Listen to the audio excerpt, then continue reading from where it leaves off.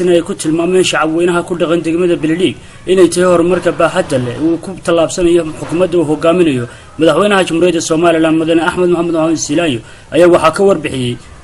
ugu horeyn maayarka degmada Beledweyne. Bismillahir Rahmanir Rahim.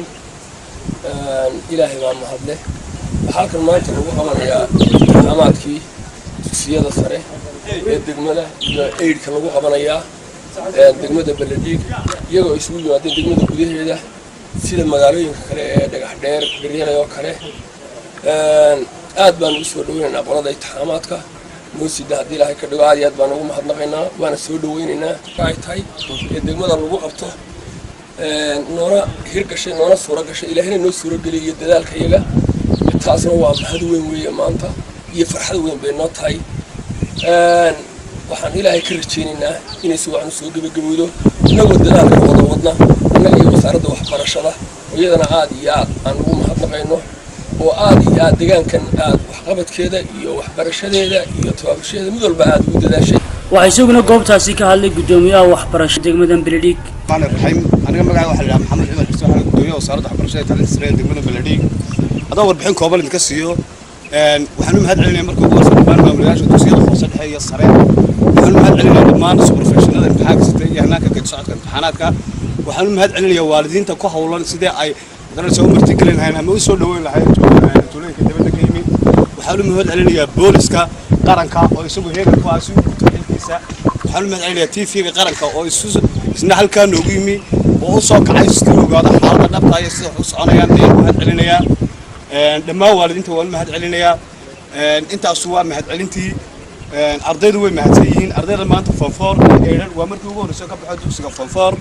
45 arday iyo 7 eeda 45 arday oo eeda iyo 7 ah dugsi sare sugeyn 250 ayaa fadhiyo goobtan degmada gudaheeda degmadu waxay ka kooban tahay 3 goobood waxa lagu kala gelayaa Dhoqoshay shan shacade iyo Beledweyne goobta shan shacade waxa ku galaysaa 4 dugsi ayaa ku galaya oo ah heere dabaqabad shan shacade laftiisa Maxamed Ugaas iyo War Ibrahim